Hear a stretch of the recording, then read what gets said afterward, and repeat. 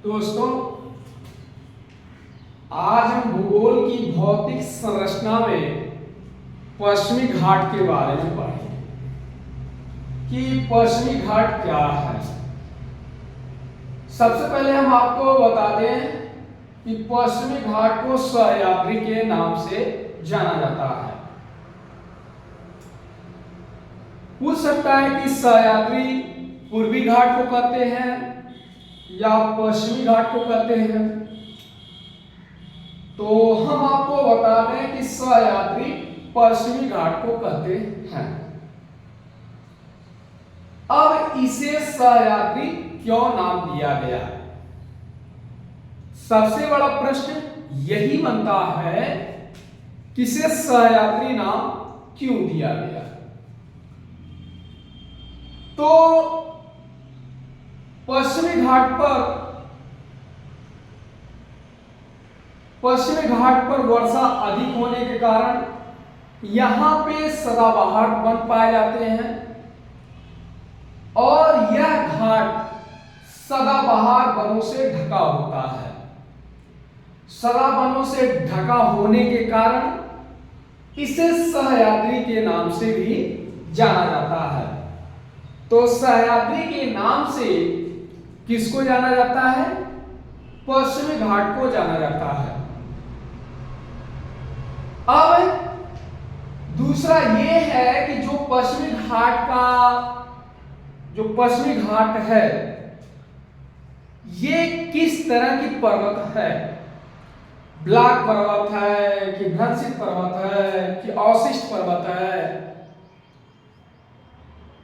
किस प्रकार की पर्वत श्रेणी है? तो पश्चिमी घाट जो है वो भ्रंशित है। कैसी है? भ्रंशित है। अब यहां से जो एक प्रश्न ये बनता है कि पश्चिमी घाट का विस्तार कहां से लेकर कहां तक है? तो पश्चिमी घाट का विस्तार उत्तर में ताप्ती नदी से लेकर दक्षिण में कन्याकुमारी तक है। पश्चिमी घाट का विस्तार कहां से लेकर कहां तक है? उत्तर में ताप्ती नदी से लेकर पश्चिम में कन्याकुमारी तक है। पश्चिम में नहीं, दक्षिण में। अब यहां पे आप जो देख रहे हैं ये जो इलाका है ये कर्ण का रण क्षेत्र है। कौन सा इलाका है? कर्ण का रण क्षेत्र है और इस तट को हम बोलते हैं काठियावाड़ तट। इस तट को क्या बोलते हैं? काठियावाड़ तट बोलते हैं। जैसे ही आप इसके नीचे आएंगे तो आपको यहां पर दमन दिखाई देगा। जो मैप है इस मैप में ये दमन दिखाई देगा। इसके नीचे आएंगे तो कोंकण तट पाया जाता है और कोंकण तट के नीचे ही गोवा का इलाका है। यानी कह सकते हैं कि गोवा और दमन के बीच कौन सा क्षेत्र मिलता है? कोंकण तट मिलता है। अब गोवा के नीचे कन्याकुमारी से लेकर जो जगह आपको दिखाई दे रही है इस जगह को हम मालाबार तट कहते हैं। तो देखिए यहां से क्वेश्चन यही बनता है कि मालाबार तट जो है वो पूर्वी घाट पर पाया जाता है या पश्चिमी घाट पर पाया जाता है। तो मालाबार तट भारत के पश्चिमी तट पर पाया जाता है।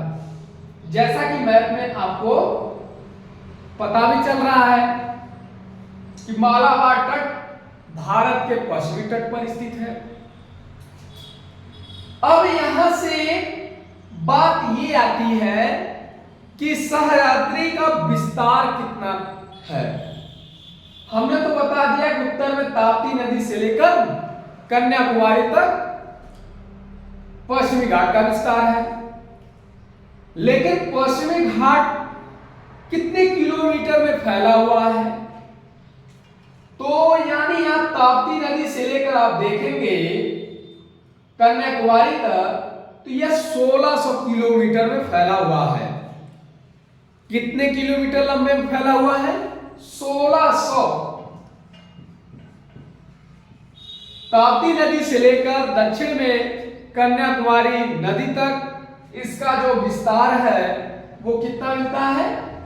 1600 किलोमीटर मिलता है।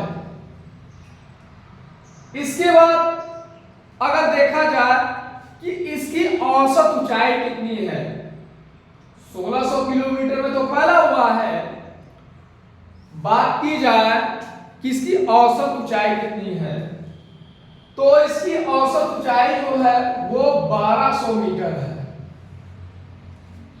औसत ऊंचाई कितनी है?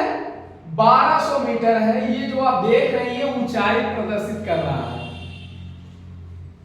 पश्चिमी घाट की ऊंचाई है, ये जो है 1600 किलोमीटर की लंबाई में फैला हुआ है और इसकी ऊंचाई 1200 मीटर है। अब बात ये बन के आता है कि बताइए पश्चिमी घाट पर जो सबसे ऊंची चोटी पाई जाती है उस चोटी का क्या नाम है? तो पश्चिमी घाट पर पाई जाने वाली सबसे ऊंची चोटी उसका नाम है अनाईमुड़ी। पश्चिमी घाट पर जो सबसे ऊंची चोटी है उसका नाम है अनाईमुड़ी और वह अनामलाई पर्वत पर स्थित है। किस पर्वत पर स्थित है? अनामलाई पर्वत पर स्थित है। और इसी अनाईमुड़ी को प्रायद्वीपीय भारत का सबसे ऊंचा चोटी माना जाता है। अगर आपसे क्वेश्चन ये कर ले कि बताइए प्रायद्वीपीय भारत का सबसे ऊंचा शिखर कौन सा है, तो आप क्या बताएंगे? अनाईमुड़ी। यह अनाईमुड़ी किस पर्वत पर स्थित है? यह अनाईमुड़ी अनामलाई पर्वत पर स्थित है। आगे की तरफ बढ़ते हैं तो फिर ये क्वेश्चन आता है कि ये जो पश्चिमी घाट है, इस पश्चिमी घाट को कितने भागों में बांटा जाता है? तो इस पश्चिमी घाट को हम 3 भागों में बांटते हैं। पश्चिमी घाट को कितने भागों में बांटते हैं? 3 भागों में बांटते हैं। कौन कौन सा? उत्तर सह्याद्री, पश्चिमी घाट को हम सह्याद्री नाम देते हैं, ध्यान रखिएगा, पश्चिमी घाट को हम सह्याद्री नाम देते हैं। तो सह्याद्री को 3 भागों में बांटा गया। कौन कौन से? उत्तरी सह्याद्री, मध्य सह्याद्री और दक्षिणी सह्याद्री। अब यहां से क्वेश्चन ये बन के आता है कि जो आपने उत्तरी सह्याद्री बताया, उत्तरी सह्याद्री, इस उत्तरी सह्याद्री का विस्तार कहां से लेकर कहां तक है, पहले इसी को आप डिफाइन करिए। आपने बता दिया कि सह्याद्री 3 भागों में बांटी गई है, तो कौन कौन सी? उत्तरी सह्याद्री और मध्य सह्याद्री और दक्षिणी सह्याद्री। तो सबसे पहले आप ये बताइएगा कि जो उत्तरी सह्याद्री है इसका विस्तार कहां से लेकर कहां तक है? तो उत्तरी सह्याद्री का जो विस्तार है वो ताप्ती नदी से लेकर मांडवी नदी तक है। उत्तरी सह्याद्री का विस्तार कहां से लेकर कहां तक है? तो उत्तरी सह्याद्री का विस्तार ताप्ती नदी, ताप्ती नदी के किनारे एक फेमस शहर स्थित है जिसका नाम है सूरत। क्या नाम है? सूरत। तो ये ताप्ती नदी से लेकर मांडवी नदी तक कौन सी सह्याद्री पाई जाती है? उत्तरी सह्याद्री पाई जाती है। अब इसके बाद यह जो उत्तरी सह्याद्री है यह ज्वालामुखी उद्गार से बनी हुई है, यानी हम कह सकते हैं कि जो बैसाल्टिक चट्टानें हैं उन्हीं से उत्तरी सह्याद्री निर्मित हुई है। क्या हुई है? निर्मित हुई है। फिर इसके बाद इसकी जो प्रमुख श्रेणियां हैं वो कौन कौन सी है? तो कलसुबई है, साल्हेर है, महाबलेश्वर है।